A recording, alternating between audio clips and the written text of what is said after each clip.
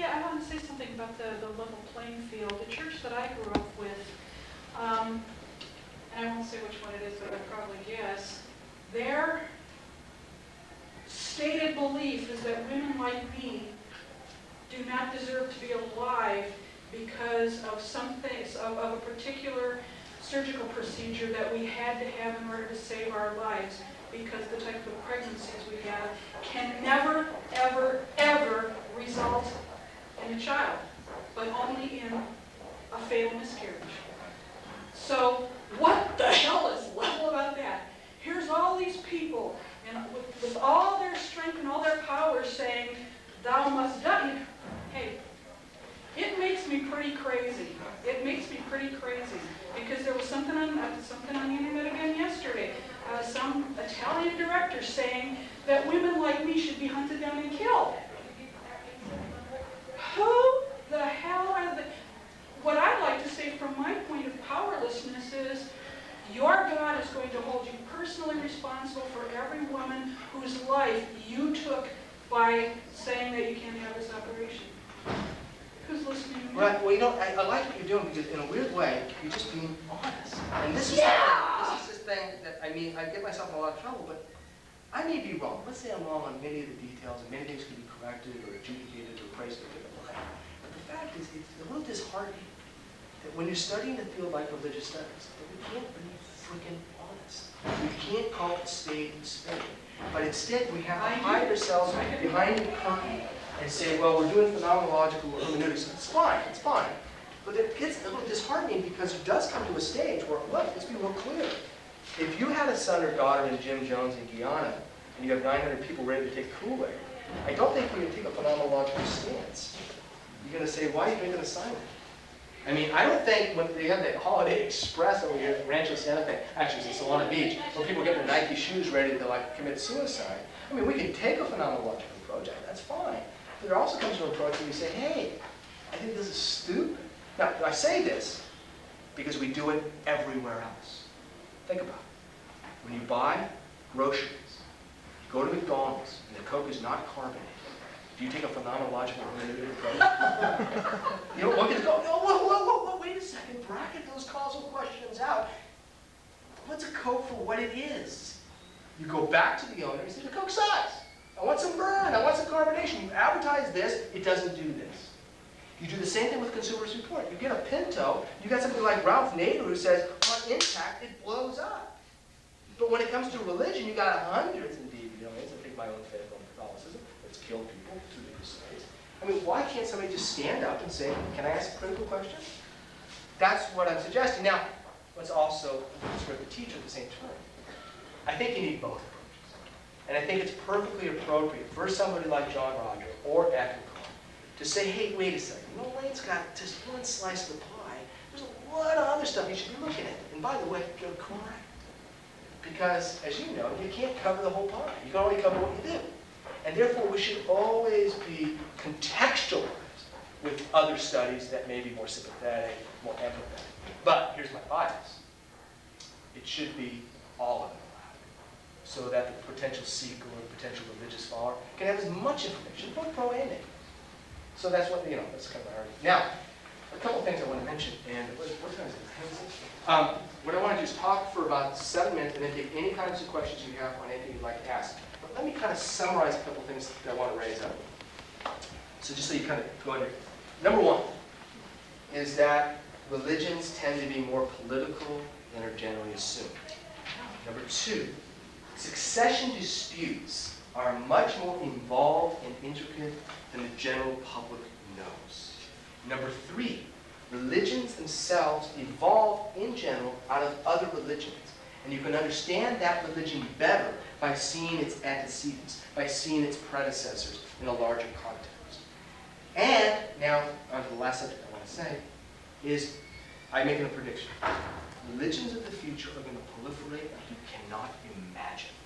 And there's one real reason why. It's called designer religion.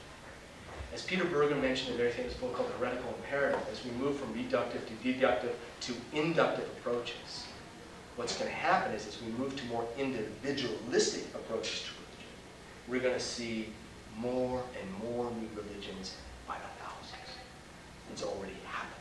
All you need to do is go on the internet, and anybody, for perhaps the first time in human history, can potentially garner a following just by coming on and playing it. Now let me give you one example from a dissertation that I found quite compelling. Andrea Diemen, who's a professor at Mount Sinai, made an argument from subatomic physics. The argument is that when you break down atoms or molecules, you break a molecule down, what do you find? An atom. You break an atom down, what do you find? Electron, neutron. Break that down, you might get down to a quark, which Mary Gell-Mann here at Caltech, coined it from that very famous book, Finnegan's Wake. You break down a quark, and you might find out there's something called superstring theory. Point being, how do you get down to a smaller particle? Well, you already know. You take two particles, just like you were a kid. You take two cars, bam! You smash them to see their inner sides. What they do now is they take two protons nearly at the speed of light, and they hit each other. And when they hit each other, they break open their constituent parts. The problem is those constituent parts only last 4 nanoseconds. That's why they're called virtual particles. She used this analogy, and I think she's correct, on religion itself. She made an argument that although we talk about successful world religions, Judaism, Islam, Shintoism, Sikhism, Christianity, could it not also be that these semi-permanent religions stemmed from multifarious religions that we don't know anything about, that influenced it, like virtual particles? And her argument, and I think is really quite true, is that maybe these people, we're going to forget about in human history. We might forget about a Jerry Moll. We might forget about somebody like a Gary Olson, or we might forget about somebody like Michael Turner. But it's precisely a Michael Turner, a Gary Olson, or Darwin Gross that set a bridge up to another group that may become famous. Watch carefully. Shiv Dayal Singh is well known among about 5 million Radhaswami satsangas. But his guru, Tulsi Sahib, is known by very few, which means that Tulsi Sahib could be a virtual guru. Watch the analogy. Nobody really knows about him. But Shiv Dayal Singh becomes a semi-permanent molecule and has a certain permanency that people recognize. But what's interesting is you wouldn't understand the composition of that religion unless you looked at the very small parts that contributed to it. What that indicates or suggests to me right now is that religion, kind of like organic material, evolves over time in a process that's quite algorithmic, step by step by step by step. The problem with the study of religion today, we think Christianity just blossomed, or Islam just came out of the woodwork. But it didn't. Indeed, how many of us talk about the Gnostic Gospels? How many of us know there were 20 to 30, 40 different messiahs at the time of Jesus? How many of us know that his name is not even Jesus? His name is Joshua, if you do the translation. They mistranslated from the Greek. The point is, lots of times we don't even know this information because of not inspecting the development of the religion at the time. Now here's the punchline for you. You have an amazing opportunity right now to be at the emergence of new religions, which everybody would love to have seen in Christianity or Judaism or Islam. But you can do it right now. You can see the process of religion flowering and see its stages. See how Hagar, the embellishment of stories, happens and occurs. But at the same turn, it's also a little disheartening because you're going to recognize, I think, the humanness of religion, its human face. And for many people, it's a lot easier to look at a religion 2,000 or 3,000 or 4,000 years ago, romanticize it, because you weren't there. You know, Moses did see a burning bush. But if I said in 1999, I was talking to Mike, and he was up at Mount San Antonio, and he saw a burning bush, lots of people wouldn't believe it. So we have a tendency to romanticize the past. Now, let me just summarize this again. If you want to look at my website, and you have, we have a bunch of clubs on Yahoo and stuff, so you can always participate. The website is called the Neuralsurfer. And it's been shut down at UCSD, but it still is alive at Mount Sac. And it's this address. You can always do a search engine on it. Just look under Neuralsurfer, it will show up.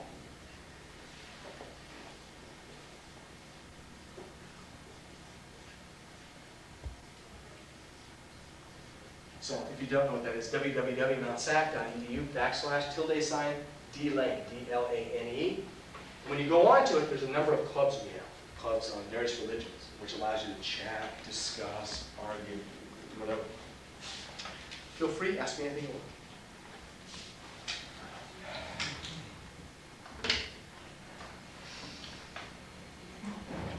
Evolves means to me getting better.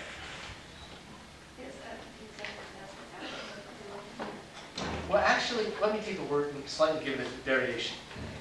In the strictly Darwinian sense, it doesn't mean better, it means better adapted. So it's a good point that you make, because I don't necessarily think religion is getting better, but I think they're becoming much more adapted to the particular needs, peculiar needs of the individual. And that's why we see the rise of the New Age movement from the 60s, 70s, 80s, 90s, because you can become quite eclectic. If you take a little Pictet from, take a little Shirley MacLaine, take a little Celestine prophecy stuff, kind of mix it in together with your quantum mechanics, you get this kind of stew, and you feel like, hey. Well, theosophy, as you know, did it in the 19th century. You did it very well, very successfully. And so I think you're right. It's not necessarily better, but better adapted. That's because it's become more individualistic, less political. And I think with the internet, we're going to see the breakdown. Well, actually, two things are going to happen, I think. One is a return to mythic modes of religion. It's safer. So fundamentalism will not disappear. As Eliade said, religion is not a stage in consciousness, it's an element in consciousness. Whereas a brilliant book I highly recommend by Edward O. Wilson called Concilians, he's the world's best expert on ants. He makes an argument, and I love it, this is kind of the way I always do it to my class, is he makes an argument that we have a triune brain. Okay, you have the reptilian brain, you have the mammalian brain, you have the cerebral cortex. Don't worry about that. Worry about it this way. He calls it heartbeat, heartstrings, and, of course, heartless. And he argues that this triune brain is really our heritage. The reptilian brain causes the body to be functioning. The heartstring is your emotional component. The heartless is your cerebral cortex when you really rationally scrutinize things. Now here's the problem. You're a composite of all three things. So that we're not going to evolve to merely become Stockian. We still got okay? We still got emotionality. And the problem is, because of this composite, religion will not disappear. As much as I love Nietzsche, he was dead wrong. God is dead, right? In some ways, he's dead politically and nationally, but he's not really dead. He's alive and kicking. People still believe in God just as much as they ever believed in God, perhaps even more so. And the argument that Eliade makes, although he didn't have a neuroscientific understanding, Wilson does, is because we have a mammalian structure, we have an emotional component. And that ain't going away. As you know, when you're in love, are you purely at the cerebral cortex? You have to be somewhat mammalian. And therefore, in studying religion, I think you're right. You're becoming more adapted to the emotional needs or to the intellectual needs. But it's not going to disappear. Therefore, I would imagine that religion will go to two levels. It will go back to emotionality. Fundamentalism of Islam will be very popular. Fundamentalism of Christianity will be popular, or fundamentalism of any particular religion will be popular. Because it appeals to certainty in an uncertain world. The opposite will also occur. Because people now live in a rationalistic, somewhat scientific time, we live in existential moments. We just can't go back to believing the stuff we used to believe. But we still want to believe something. We'll have new groups. Groups that will co-opt science, Scientology, other groups of that nature, which will not be scientific, let's say, but at least appeal to some level of our rational mind. Keep going. Do you think it's possible for one of the new religions to maybe rise to mainstream status? Absolutely. Look at the Church of Jesus Christ of Latter-day Saints. Joseph Smith was because he got shot. He got shot in the back. It was terrible. They were persecuted.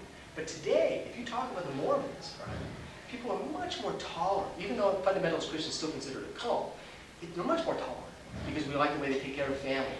But if we look back at the very famous book called No Man Knows My History, which is a biography, it's a cool book, about Joseph Smith, it's scandalous. Apparently he had 51 different wives, blah, blah, blah. But give it 100 years, those things slow down. Go read the Old Testament for yourself.